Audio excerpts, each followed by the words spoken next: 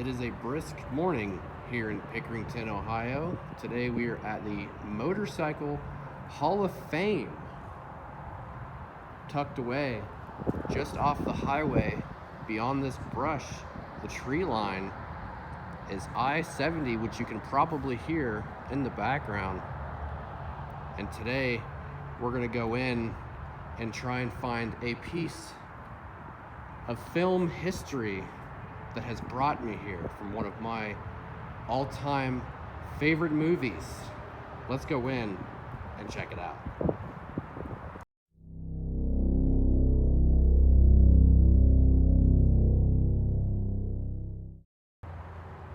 Hey everybody, welcome to Jordan's Film Quest. Today I'm at the Motorcycle Hall of Fame in Pickerington, Ohio. Something rather interesting has brought me here. As I have said before, I don't want to give it away, but I think my hoodie kind of gives it away. T2, Terminator 2, Judgment Day, number 2 of my all-time favorite movies.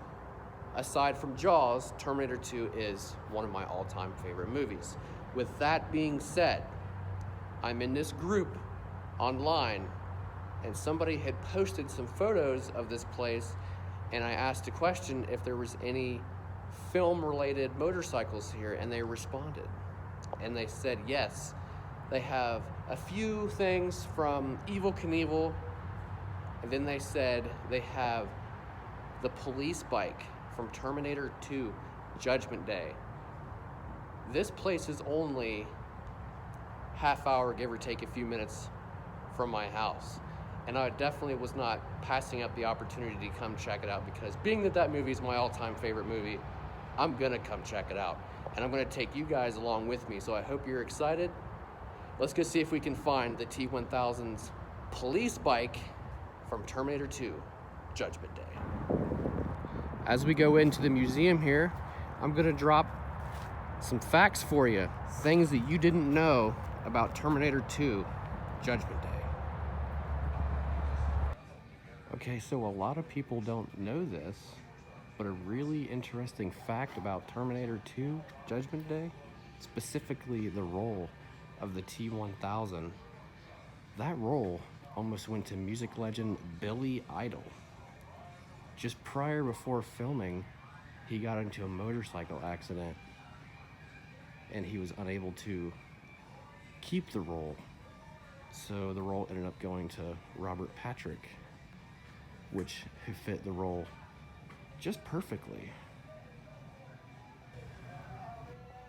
Another interesting fact about the movie is that the nuclear apocalypse that occurs, that whole display cost more than the original movie. Just to make that little explosion, they had a set built specifically for that. And to make the ashy effect, they used like crackers and all kinds of things to create that apocalyptic feeling of people getting blown away into pieces. Another interesting fact, actor Robert Patrick had to go through an extensive amount of training to be able to get him from blinking while firing the gun, and also when he was running, not to breathe through his mouth. He had to go through a lot of training in order to pull off his iconic role. So being this movie was ahead of its time with the use of CGI, there was actually 2 sets of twins in this movie, one of which, well actually both, Robert Patrick, the T-1000, impersonates Don and Dan Stanton, who play the security guards at the Pescadero Mental Hospital. And then later on in the film, Leslie Hamilton, who is Linda Hamilton's sister, was also featured in the film as well. Now, as you can see, I'm kind of just walking around the first floor here. This is just a brief history of like motocross, you know, older motorcycles that have to do with like police and all kinds of stuff. You can see outside here. And the pathway will take us downstairs, to which I believe is where the film area is. Motorcycles that were used in film. So let's go. And take a look at this. Right at the bottom of the steps, look what I see.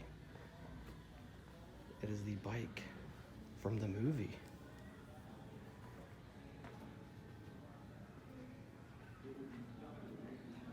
What's this plaque say? In the movies, all may not be what it appears, and that's definitely the case with this Honda XR 500, a neuro machine made up to look like a Kawasaki police bike, crafted to give the appearance of a much bigger bike while still letting the stunt rider maneuver it like a smaller motorcycle. This Honda, owned by stunt woman and AMA Motorcycle Hall of Famer Debbie Evans, was crashed spectacularly through the glass window for James Cameron's movie Terminator 2, Judgment Day. Man.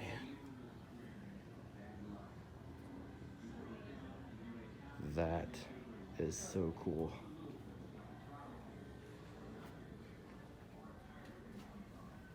So this was the motorcycle that was jumped through the window at Cyberdyne Systems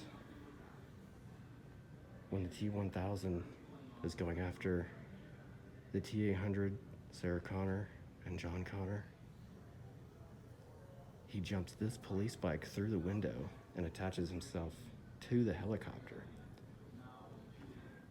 I'm also wondering if these marks are from when it fell, when he was jumping from the building, because it did land on this side here. This is so cool.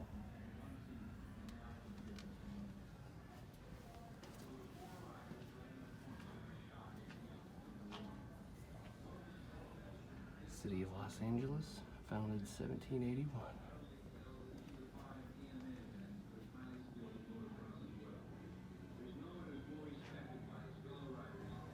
This is really freaking cool. I'm not gonna lie. This is the reason that I came here, just for this bike. It is so cool. Yeah, just another look at the bike here up close. This thing is way cooler in person. If anybody is in the Ohio area, more particularly around Columbus, Pickerington's not a very far drive from Columbus. And it's only $10 to get in here. Now from the pictures I've seen, they have moved this bike, because it was up against the wall, now they have it up against the glass facing the back here. Kind of wish it was in a better spot, but I guess being that it's the bottom of the steps, it's right in the line of sight as you come down the steps.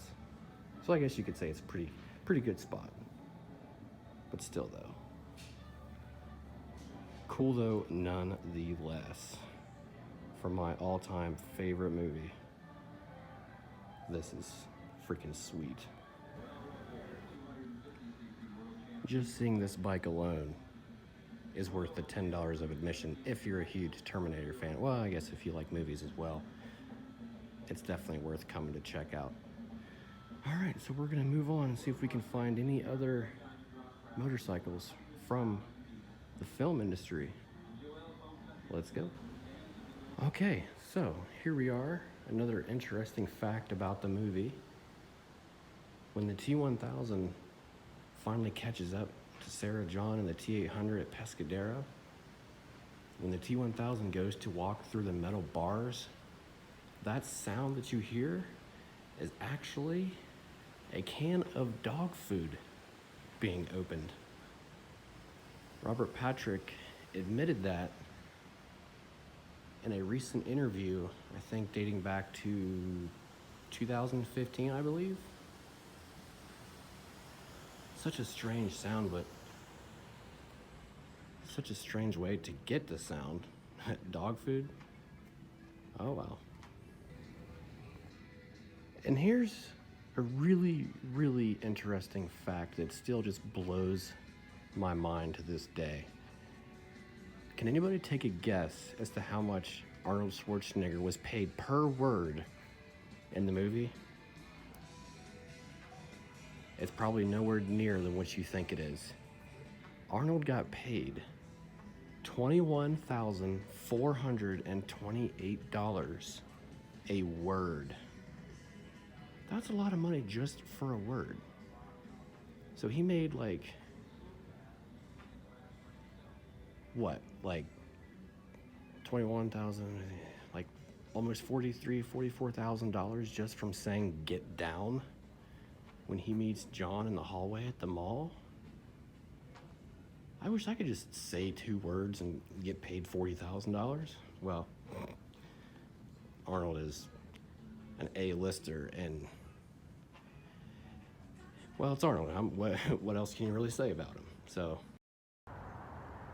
All right, that's going to be a wrap on the Motorcycle Hall of Fame here in Pickerington, Ohio.